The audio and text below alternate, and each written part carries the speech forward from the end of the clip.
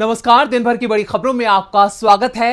आज इस बुलेटिन में बात होगी एमपी में प्रियंका की चुनावी हुंकार से घबराई बीजेपी की, मोदी सरकार के खिलाफ किसानों के हल्ला बोल की, पहलवानों के निशाने पर आए अमित शाह की, मणिपुर मामले में कांग्रेस के पीएम मोदी से सवाल की, साथ ही जानेंगे कैसे राइट टू हेल्थ बिल से लोकप्रिय बने अशोक गहलोत। और बुलेटिन के आखिर में बात होगी हिमाचल प्रदेश में हुए बाल सत्र की। इसके साथ ही और भी कई बड़ी खबरों से आपको करवाएंगे रूबरू, लेकिन तमाम बड़ी खबरों से पहले एक नजर सुर्खियों पर।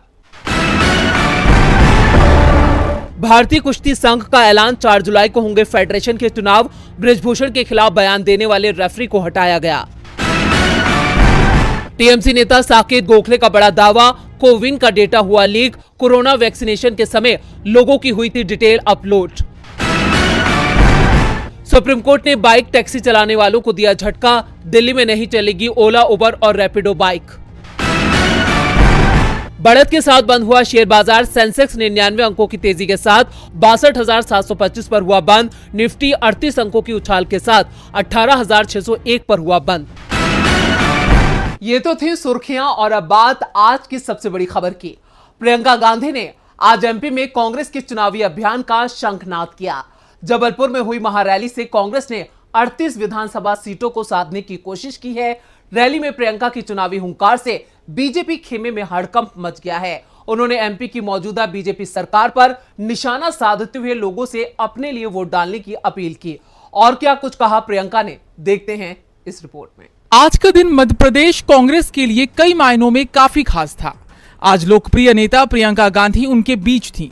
प्रियंका ने सबसे पहले ग्वारी घाट पर मां नर्मदा की पूजा अर्चना करने के बाद शहीद स्मारक में जनसभा को संबोधित किया। लोगों का जनसैलाब प्रियंका गांधी को सुनने के लिए रैली में मौजूद था। कांग्रेस प्रमुख कमलनाथ के साथ प्रदेश कांग्रेस के तमाम नेता रैली में मौजूद थे।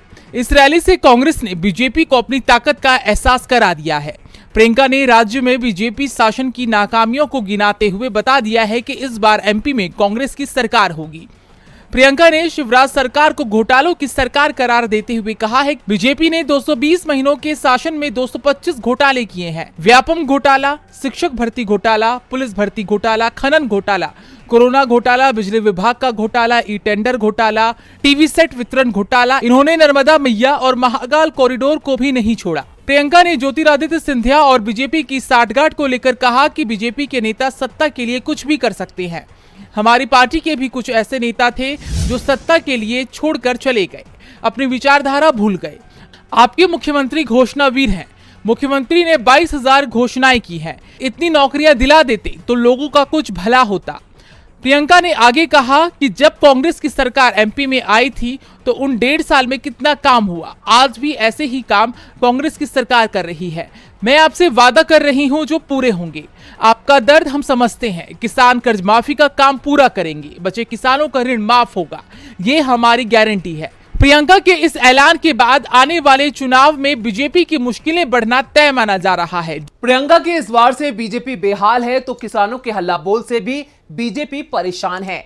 बीजेपी राज्य में पहलवानों से लेकर किसान सड़क पर हैं। चुनावी सीजन में बीजेपी चौतरफा घिर चुकी है। पहलवानों का मामला अभी शांत भी नहीं हुआ था कि अब अन्नदाता सड़कों पर है। हरियाणा के कुरुक्षेत्र के पिपली में किसान महापंचायत के बाद किसानों ने बीजेपी सरकार के खिलाफ मोर्चा खोल दिया है। कुरुक्षेत्र में किसान नेताओं और प्रशासनिक अधिकारियों के बीच बातचीत नाकाम हो गई है और एक बार फिर किसान सड़कों पर उतर आए हैं। सूरजमुखी के बीज के लिए एमएसपी की मांग को लेकर कुरुक्षेत्र में महापंचायत करने के बाद किसानों ने चंडीगढ़ दिल्ली नेशनल हाईवे पर जाम लगा दिया। इस दौरान किसान नेता राकेश टिकैत ने कहा कि हमने हाईवे जाम नहीं किया है, हम तो केवल यहाँ बैठे हैं। नेशनल हाईवे जाम करना ठीक नहीं है। टिकैत ने कहा कि हमारी केवल 2 मांगे हैं। हिरासत में लिए गए किसानों को रिहा करें और एमएसपी पर सूरजमुखी के बीज खरीदना शुरू करें। हम सरकार से बातचीत को तैयार हैं। बता दें कि किसान अपनी मांग को लेकर कुरुक्षेत्र में महापंचायत आयोजित करने के लिए इकट्ठा हुए थे। किसानों ने महापंचायत खत्म होने के बाद दिल्ली मुल्तान रोड पर जाम लगा दिया। वहीं किसान अब कुरुक्षेत्र से दिल्ली की ओर रवाना हो रहे हैं। गौरतलब है कि किसानों ने सरकार को आज 2 बजे तक का अल्टीमेटम दिया था कि सरकार आकर बातचीत करे, लेकिन सरकार की तरफ से कोई भी बातचीत के लिए नहीं पहुंचा और अब ऐसे में दोबारा हालात तनावपूर्ण होने के आसार बन गए हैं। चुनावों से पहले किसानों का धरना प्रदर्शन मोदी सरकार के लिए बड़ी चुनौती बन सकता है। चुनौती तो पहलवान भी मोदी सरकार के लिए बने हुए हैं। पहलवान 23 अप्रैल से बृजभूषण की गिरफ्तारी की मांग पर अड़े हैं, लेकिन मोदी सरकार के ढुलमुल रवैये से पहलवान समझ चुके हैं कि उन्हें इंसाफ नहीं मिलने वाला है। और यही वजह है कि विनेश फोगाट ने मोदी सरकार पर जोरदार हमला बोला है। तो क्या कहा है पहलवान विनेश फोगाट ने, देखते हैं ये रिपोर्ट। एक तरफ पहलवान साफ कह चुके हैं कि अगर 15 जून तक सरकार बृजभूषण को गिरफ्तार करने का आदेश नहीं देती है तो आने वाले समय में एक बार फिर से आंदोलन किया जाएगा। तो वहीं दूसरी तरफ आरोप से घिरे बीजेपी सांसद बृजभूषण शरण सिंह अब रैली को भी संबोधित करने लगे हैं। प्रदर्शनकारी पहलवानों को अब ऐसा लगने लगा है कि शायद बृजभूषण सिंह को पुलिस गिरफ्तार नहीं करेगी। इसी कड़ी में महिला पहलवान विनेश फोगाट ने मोदी सरकार पर बृजभूषण शरण सिंह को बचाने का आरोप लगाया। फोगाट ने कहा कि बृजभूषण शरण को गिरफ्तार क्यों नहीं किया जा रहा है, ये आपको अमित शाह से पूछना चाहिए। बृजभूषण इतनी ताकतवर है कि सरकार उन्हें बचा रही है, लिहाजा उन्हें गिरफ्तार करना आसान नहीं है। हम अपनी लड़ाई जारी रखेंगे। इस बीच साक्षी मलिक, बजरंग पूनिया, विनेश फोगाट के नेतृत्व में चल रहे पहलवानों के प्रदर्शन पर उनका कहना है कि जब तक बृजभूषण शरण सिंह जेल नहीं जाते हैं वो अपना प्रदर्शन खत्म नहीं करेगी। अमित शाह से पहलवानों की मुलाकात को लेकर फोगाट ने कहा कि उन्होंने कुछ प्रस्ताव दिए थे। विनेश फोगाट ने कहा है कि बृजभूषण शरण सिंह को गिरफ्तार करने के अलावा ये लोग बाकी सब कर रहे हैं। पहलवानों के मुद्दे पर पीएम मोदी की खामोशी सवालों में है, तो वहीं मणिपुर को लेकर भी मोदी सरकार सवालों में है। 3 मई को मणिपुर में जातीय संघर्ष शुरू हुआ था, जो अब तक नहीं रुका है। 100 से ज्यादा लोगों की जान जा चुकी है, हजारों लोग बेघर हैं, लेकिन मोदी सरकार मणिपुर में शांति बहाल नहीं कर पाई है, जिसको लेकर कांग्रेस ने मोदी सरकार को घेरा है। मणिपुर में शांति प्रयासों को झटका लगा है। दरअसल केंद्र सरकार ने राज्य में शांति लाने के लिए राज्यपाल की अध्यक्षता में 51 सदस्यीय शांति समिति का गठन किया था। इस समिति में सीएम एन बीरेन सिंह और विभिन्न जनजातियों के प्रतिनिधियों समेत बुद्धिजीवी वर्ग के लोगों को शामिल किया गया। लेकिन अब ये खबर आ रही है कि कुकी जनजाति के अधिकतर प्रतिनिधियों ने इस शांति समिति में शामिल होने से इनकार कर दिया है। आपको बता दें कि कुकी जनजाति के प्रतिनिधियों का कहना है कि इस पैनल में सीएम एन बीरेन सिंह और उनके समर्थकों को भी शामिल किया गया है, इसलिए वो इस शांति समिति का बॉयकॉट करेंगे। कुकी प्रतिनिधियों का यह भी कहना है कि उन्हें शांति समिति में शामिल करने से पहले उनसे इस बारे में पूछा नहीं गया था। साथ ही केंद्र सरकार को वार्ता के लिए सहायक परिस्थितियां बनानी चाहिए। कांग्रेस महासचिव जयराम रमेश ने पीएम मोदी पर निशाना साधते हुए कहा कि हमारी मोदी सरकार से 2 मांगे हैं। पहली, पीएम मोदी मणिपुर पर चुप्पी तोड़ें और सद्भावना का संदेश दें, और दूसरी, सर्वदलीय प्रतिनिधि मंडल को मणिपुर भेजें। तो वहीं मणिपुर के कांग्रेस प्रभारी भक्त चरण दास ने कहा कि मणिपुर में सरकार को एक सर्वदलीय प्रतिनिधि मंडल भेजना चाहिए। अगर मणिपुर के ऐसे हालात में भी प्रधानमंत्री जी वहां नहीं जाएंगे तो कौन जाएगा। उन्होंने कहा कि गृह मंत्री अमित शाह जी को मणिपुर जाने में 25 दिन का वक्त लगा, जबकि जातीय संघर्ष को शुरू हुए 44 दिन हो गए, लेकिन पीएम मोदी मणिपुर की स्थिति पर चुप हैं। कांग्रेस पार्टी पूरी मुस्तैदी के साथ स्थिति को सामान्य बनाने के लिए हर तरह का सहयोग देने की पक्षधर है। मणिपुर ने मोदी सरकार की चिंता बढ़ा दी है। इधर राजस्थान में गहलोत के जनहित के कामों ने बीजेपी की चिंता बढ़ा रखी है। मुख्यमंत्री अशोक गहलोत ने चुनावों से पहले ही घोषणाओं की झड़ी लगा दी है, जिसको लेकर राजस्थान के साथ साथ पूरा देश सीएम अशोक गहलोत की तारीफ कर रहा है। तो कैसे चुनावों से पहले देश में छा गए हैं सीएम अशोक गहलोत, देखते हैं ये रिपोर्ट। राजस्थान के मुख्यमंत्री अशोक गहलोत प्रदेश में सत्ता में वापसी की तैयारी में हैं। सीएम गहलोत प्रदेश में मैराथन दौरे कर सरकार द्वारा चलाए जा रहे महंगाई राहत कैंपों का अवलोकन कर रहे हैं। इस दौरान सीएम गहलोत जनसभाओं में अपनी जन कल्याणकारी योजना का जिक्र करते हुए सत्ता में वापसी का दम भर रहे हैं। सीएम गहलोत ने प्रदेश में जन कल्याणकारी योजनाओं के साथ ही राइट टू हेल्थ बिल भी लागू कर दिया है। इस कानून के लागू होने के साथ ही राजस्थान देश का पहला ऐसा राज्य बन गया है जहां प्रदेशवासियों को स्वास्थ्य का अधिकार मिलेगा। सीएम गहलोत अपने इस फैसले से देश भर में छाए हुए हैं। अक्सर मुख्यमंत्री अशोक गहलोत अपनी सभाओं में संबोधन के दौरान पीएम मोदी को इस कानून को देश भर में लागू करने की बात करते नजर आते हैं। बता दें कि इस बिल के लागू होने के बाद अब राजस्थान के प्रत्येक नागरिक को किसी भी स्वास्थ्य संस्थान, स्वास्थ्य देखभाल प्रतिष्ठान और नियमित देखभाल स्वास्थ्य केंद्रों पर आवश्यक शुल्क या शुल्क के पूर्व भुगतान के बिना आपातकालीन उपचार और देखभाल का अधिकार होगा। राजस्थान के मुख्यमंत्री अशोक गहलोत का कहना है कि इस बिल से आम जनता और डॉक्टरों दोनों को ही लाभ मिलेगा। वहीं राज्य के चिकित्सा और स्वास्थ्य मंत्री प्रसादी लाल मीणा ने विधानसभा में इस बिल को जनता के हित में करार बताया है।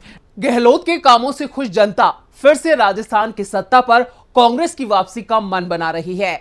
वहीं महाराष्ट्र की सत्ता से बीजेपी शिंदे गठबंधन बाहर हो सकता है।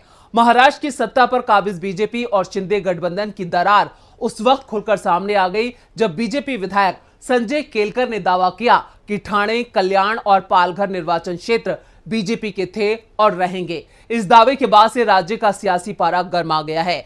इससे पहले सीएम एकनाथ शिंदे के बेटे श्रीकांत ने इस्तीफे की पेशकश कर दी थी। क्या है पूरी खबर, देखते हैं ये रिपोर्ट। महाराष्ट्र के सियासी गलियारों में चर्चा है कि बीजेपी शिवसेना के गठबंधन में सब कुछ सही नहीं है। ठाणे सीट पर दावे को लेकर बीजेपी और शिवसेना के बीच जुबानी जंग तेज है।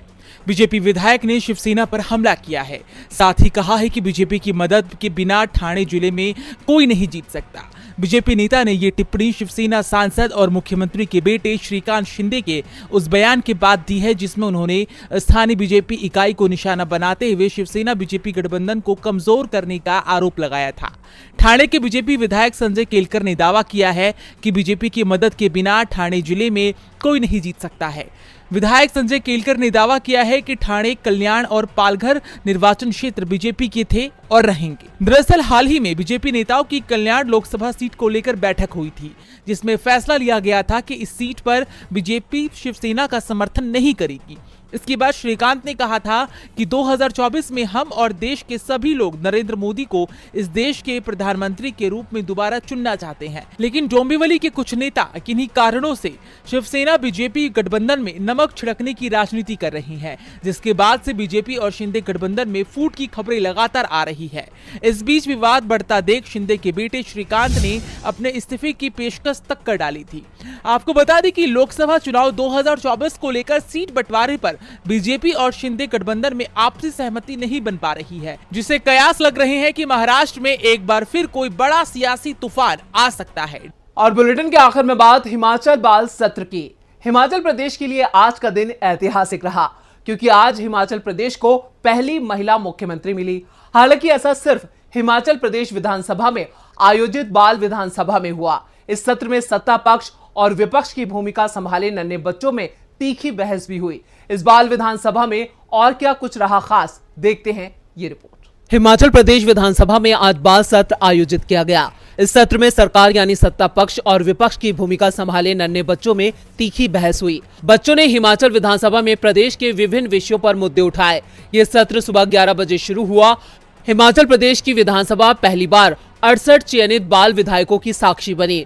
स्पीकर, मुख्यमंत्री समेत 13 कैबिनेट मंत्री, 3 राज्य मंत्री और 4 संसदीय सचिवों का चयन किया गया। मंडी जिले के सुंदरनगर की रहने वाली जानवी हिमाचल प्रदेश की मुख्यमंत्री बनी। इस दौरान जानवी ने कहा कि बाल विधानसभा से बच्चों को सरकार की कार्यप्रणाली के बारे में समझने का मौका मिला। आपको बता दें कि हिमाचल प्रदेश विधानसभा में ये बाल विधानसभा शिक्षा विभाग के तत्वाधान में 3 महीने तक चले बच्चों की सरकार कैसी हो अभियान के तहत आयोजित की गई। हिमाचल प्रदेश विधानसभा के अध्यक्ष कुलदीप सिंह पठानिया ने बताया कि बाल सत्र के लिए 17 साल से कम उम्र के बच्चे लिए गए। 68 में से 63 बच्चे हिमाचल के हैं, जबकि 5 बच्चे दूसरे राज्यों से हैं। बच्चों में 40 लड़कियां और 28 लड़के हैं। विधानसभा अध्यक्ष का कहना है कि बच्चों का मनोबल बढ़ाने और देश के उज्जवल लोकतांत्रिक भविष्य की नींव रखने के लिए बाल सत्र का आयोजन किया गया। तो आज इस बुलेटिन में इतना ही।